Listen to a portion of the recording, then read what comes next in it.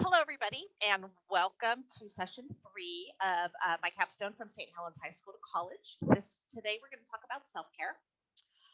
My name is Alwyn, and I use she/her pronouns. I am currently a senior at Portland State University, majoring in mathematics with a secondary education minor. I'm graduating this June with my bachelor's, and I'm starting my grad program the week later. Um, at the high school, I work as an avid tutor in the Avid classrooms. I also run the Learning Lab, which is typically in the library after school when we're in the building, but it has been remote since we've gone to remote learning. And through the end of the year, it will continue Tuesdays and Thursdays from 3:30 to 5. So if you need academic support, look on Facebook or social media or your individual classrooms for the flyer for login information. I also work individual activities to help students with studying, specifically the intersessions, which are typically Saturday events, and then Cocoa and Crayon, which is the getting ready for finals the week before events that the school hosts. And I'm also an Aspire mentor. So for students who have plans of going to college, I work with them one on one to make sure that they're on track to graduate and that they have the skills and the tools that they need to be successful in college. So, as I said, this is our third week doing this. This week, we're talking about self care, which is near and dear to my heart. And I thought I'd start with the definition. I really love this definition from Psych Central, and I'm actually going to read it to you. I know you hate when people read slides, but I'm going to read it because I think this definition is really important to not just read, but to hear as well. So, self care is any activity that we do deliberately in order to take care of our mental, emotional, and physical health. Although it's a simple concept of theory, it's something we very often overlook. Good self care is key to improving mood and reducing anxiety. It's also key to a good relationship with oneself and others. Two things that I appreciate from this definition. First of all, we're not just looking at physical health, it's not just talking about mental health. We're looking at all the different types of health that we have. Because self care, there are times when, yes, you just need to physically rest, but physical health isn't the only thing that self care is helping to address. The other thing I appreciate about this quote is in the last sentence, it talks about a good relationship with ourselves. And in order to be able to help others, we need to be in a good place and we need to be recharged and relaxed. So, why self care? I love this little teacup. You can't pour from an empty cup. Take care of yourself first. And that is very true. Some of you may have older family members in the house, or you may have siblings. And it's really hard to be helpful to those people when you are exhausted. I think if one thing we've learned from being remote is that it's really easy to take on too much and to just get completely burnt out. So, a couple of reasons why self care is important, in my opinion. First of all, life is busy.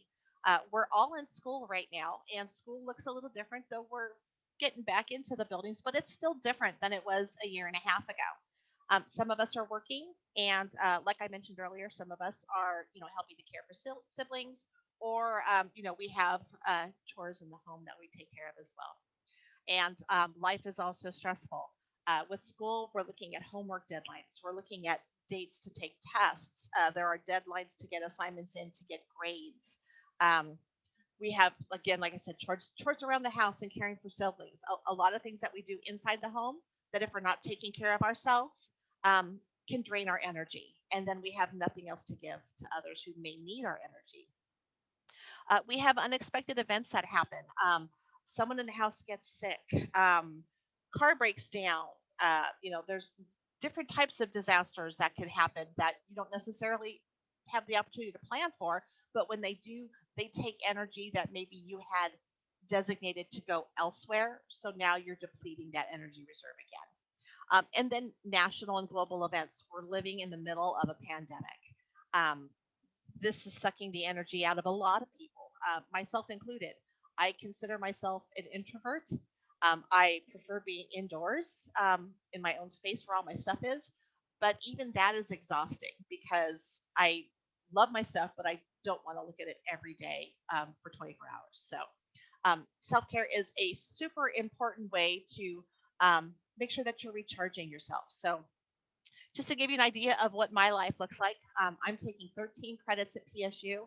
I also mentor a class of 25 college freshmen at PSU. So I'm creating lesson plans, I'm creating homework, I'm grading homework and creating the rubrics by which I grade that homework. I also have other students that I mentor through both the Women's Resource Center and the Transfer and Returning Students Resource Center. So I'm working with other students that I'm meeting with one on one. And a lot of the students that I work with are looking for ways to recharge. So I do a lot of self care work at the college level as well. Right now, I'm working in classrooms at St. Helens High School. Since we've gone back into the building, I'm back in the Avid classrooms. And I'm still running the Learning Lab, even though it is still remote. It's still something that I am devoting energy to twice a week. And in addition to that, I'm a wife and a mother, so I have a family that I'm caring for. I have a son that I'm helping with homework. I'm doing dishes. I'm doing laundry. I'm also preparing for graduation and I'm preparing for grad school. And there's a lot of things I still need to do to actually get into my classes in June. So lots of stuff pulling me in a lot of different directions. So self care is super important to me, and that's why I love talking about it. You may be asking, does self care have to be fancy? The answer is no. You are probably already doing things that would be considered self care, and you don't even realize it. Eating a meal without doing other tasks. If you sit down to a meal and you're just there and you're talking to family and you're eating, no cell phones on the table to distract you. That is self care because you're allowing yourself to recharge and you're spending time doing something relaxing. Showering is self care because we're taking care of our bodies. Our bodies are telling us we're dirty, take care of us, and we're taking that action to get clean. That is, in my opinion, that is self care. Naps, sleeping in, all self care. Finding an art project or some crafts to work on, whether it's painting or writing or drawing or something else. Um, that is downtime where you're not focusing on the stresses of the day. So that's considered self care. Also, I have listed eating your favorite dessert, binge watching your favorite show, or spending time with family and friends. For me, my definition of self care is whatever helps you relax and recharge. And I'm going to show you one of my self care spaces. This is in my office that way from where I'm sitting. And every day at about 12:30 to 1 o'clock, somewhere in that range, I shut my blinds, I shut off my lights, I have a weighted blanket, I curl up on that beanbag chair and close my eyes for 15 minutes. And that is enough for me to recharge, kind of release whatever stress I was carrying in the morning and be prepared to actually continue on in the afternoon. And I feel refreshed. It's like a little power nap, though I'm not really sleeping, but I'm not dwelling about the assignment that's due or the bad grade I got on an exam or the fight I had with my sister that morning. I'm closing my eyes and I'm being mindful and almost meditative, just focusing on my breath. But this is something that I personally do, and I stumbled into it. Never thought about weighted blanket, beanbag chair, what could possibly go wrong, right? But yeah, it's actually been a really great way for me to get through my morning or to get through my afternoon, to get to transition from morning to afternoon. So you may be asking, where do I find the time for self care? And for those of you who attended my time management session, week one, the schedule here may look familiar to you. This was my week two schedule. And you can see all of this self care I have scheduled. I have an hour every day, smack dab in the middle of the afternoon for self care. Now, for me, that's also lunch. I don't spend an hour doing self care. My self care, I try to spend at least half that time doing self care. Sometimes it's literally just the 10 minutes in my beanbag chair. Sometimes it's 5 minutes because something has come up and my schedule's kind of been augmented, and now I have a 5 minute chunk. But I schedule it anyway. And sometimes my lunch doesn't happen until 2 o'clock because something's pushed it back, and that's fine. Um, like I talked in week one, this is a living, breathing schedule. And if you're curious about what all of this means, be sure to watch my time management video. That will explain a little bit more in detail what it is you're looking at. But you can see that I have self care. I have self care actually scheduled into my schedule. And also, I have dinner here, and I have dinner every day, but Saturday, because Saturday it falls in this window. But for me, dinner is self care because I'm detached from everything else I have to do. I'm not doing homework while I eat. I'm not on Zoom calls while I eat. I'm not on my phone while I eat. I am just focused on eating. So um, I believe it is super important to schedule it. If you don't schedule it, it's not going to happen. That has been what I have learned. So, how do you create a schedule for self care? Again, this was covered in the session one video on time management, but just really quick summary here. First thing you do is when you're looking at making a schedule for the week, you're going to schedule all of your non negotiables. These are items on your calendar that you did not schedule, so you cannot change. So, work, if when we were remote and you had synchronous classes that you were supposed to log into, that would count. Any sort of regular meetings you would put here. If you have a dentist appointment, you put your dentist appointment on there. These are all things that are out of your control to change to some extent. Then, before you plug anything else in, plug in self care. I try, like I said, to dedicate 30 minutes a day. I choose to do it in the middle of the day because it helps me transition from what I've been doing in the morning to what I'm doing in the afternoon. But again, you can schedule that whenever you want. Maybe you start feeling a little sluggish around 10 a.m. Maybe 10 a.m. is when you need to do your self care. Maybe you can't do self care until you're out of school because you're in hybrid school and now you're back in the building. So the 2 days a week that you're back in the building, your self care may not happen until 3 o'clock, and that's okay. Um, it's just really important to get that time scheduled and carved out for yourself. And then once you schedule self care, plug in the rest of the time. Visiting with family and friends, time to do homework, whatever else you need to schedule in your day. But I firmly believe that in order for self care to become a habit, it needs to be scheduled. So I would highly encourage you to find a way to carve out, even if it's just 15 minutes. Start small, 5, 10, 15 minutes a day. Um, just doing something that's fun for you, and to allow you to transition and kind of find a break in what you were doing, and just give yourself a little recharge. And then the other thing to remember, and in my week one video, I covered this as well.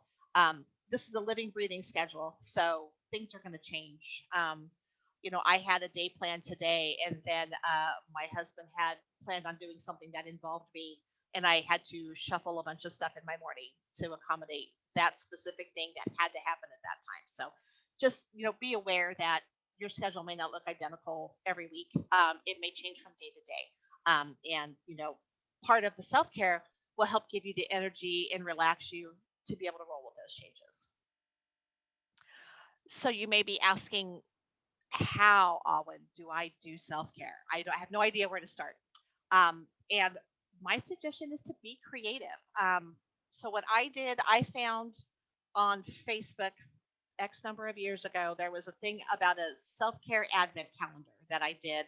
And it was really cool and it was really pretty and it was crafty. So I got to make something, and I don't have it here to show. That was bad timing on my part. Um, but it ended up not really being something that I focused on. So instead, what I have this jar, and it says "boo" on it. So I love this jar. And inside this jar, I have little tins that I've painted on. But you can buy these tins, or you could just do blank pieces of paper. Get some scrapbook paper, cut it out into shapes. Um, Write things on this little scraps of paper of little things that you can do to recharge. And again, figure out a time frame that works for you. Maybe 15 minutes is all you have. So you're going to want to put things on your little scraps of paper that you can do in 15 minutes. So baking is a bad idea. I had baking on a self care, one of my self care papers, and I always pulled it the day before a test, which I thought was ironic because there's no way I'm going to be able to stop and spend 3 hours to bake something when I'm studying for an exam the next day. So keep it small, keep it something that's readily available that you can do really quickly.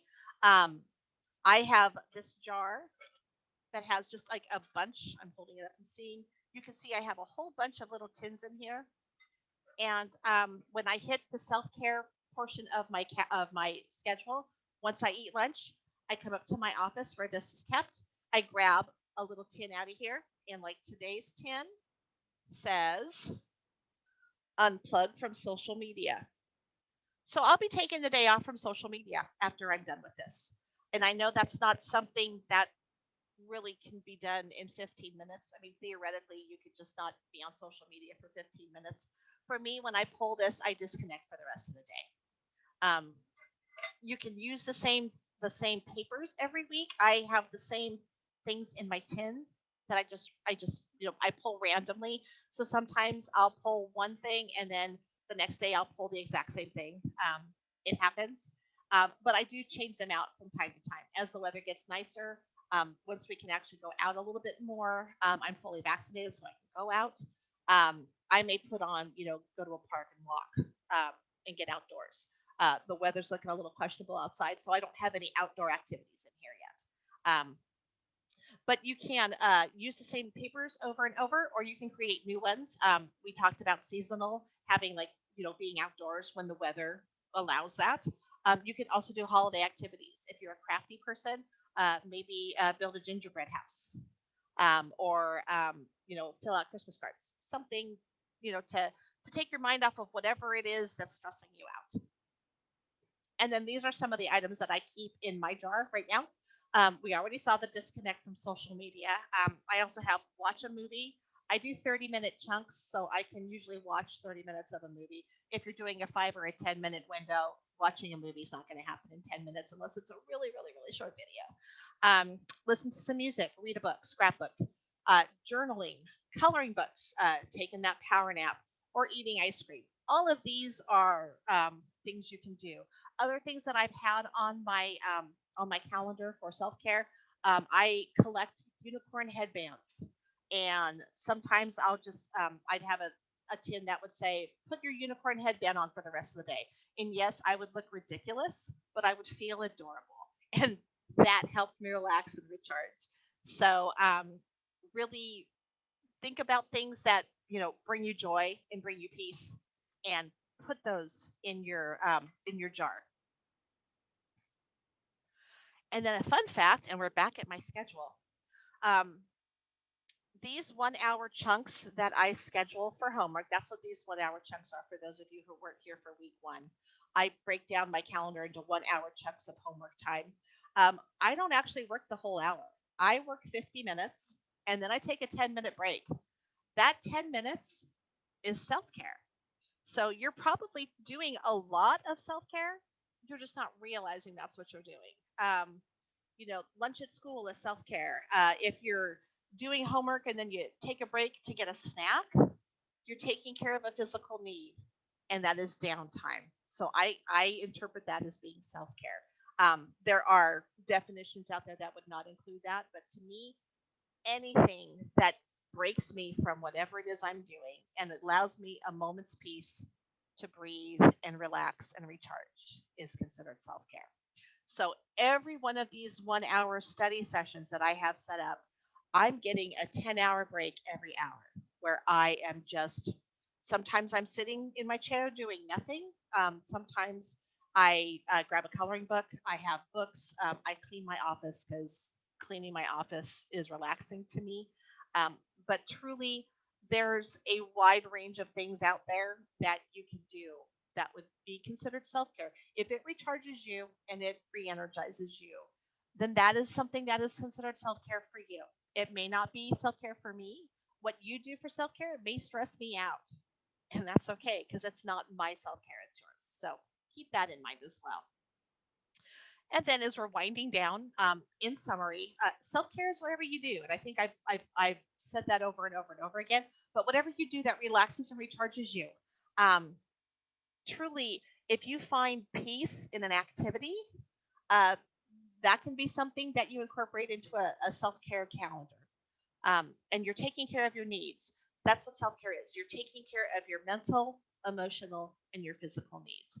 If your body's telling you, I'm really tired, I just want to close my eyes for 10 minutes, that is self care because you are stopping what you are doing to address a need your body has. And then exploring different types of self care. I talked about some. I shared a few that I do in that are in my jar. Yoga is great self care. I struggle with yoga. I don't have the discipline to stay focused to do yoga. I'm working on it though because I would love that to be a self care because I enjoy it. Um, Keeping gratitude journal, writing down 3 things you're grateful for every day during that self care chunk is self care because when you're thinking about things you're grateful for, you're usually not thinking from a place of anger or fear or stress. So you're in a happy place. So you're recharging and you're in a peaceful state. Mindfulness along with yoga, breath breathing exercises, great self care. Helps you focus on your breath. Just relax and let all the tension go. And then, like we had talked about with seasonal activities, going out for a walk. And then be creative. Truly, you know, grab grab a piece of paper, cut it into 9 pieces, write down 9 different activities you can do. When you walk into the room, throw it in the air and catch one, and then that's your self care for the day. Really, however you want to make this look. I'm a creative person, so I was like, yeah, I want to paint things and I want to cut out stickers and whatnot. So that was something that was self care for me in creating my self care. But truly, just find what works for you, and it may just be every day for 5 minutes. You just sit still and close your eyes, and that's totally fine as well. So I'm going to just end this quickly before we start our discussion and say that if you haven't already written down my email, feel free to write down that email. Any subject that I cover over the course of these 9 week sessions, I am more than willing to meet with you one on one in Zoom or have an email conversation about. I use my knowledge if you want it. And then lastly, just like to thank you for coming out and supporting my senior capstone. Next week, we're going to be starting on more of the college focused sessions. So next week's session is going to be talking about summer to dos. This is things that you need to do from the time you graduate high school until you step foot in your first college class in the fall. Things to keep track of and make sure that nothing's falling through the cracks. So I'd like to thank you for coming. I appreciate you taking the time to watch this, and I hope to see you next week.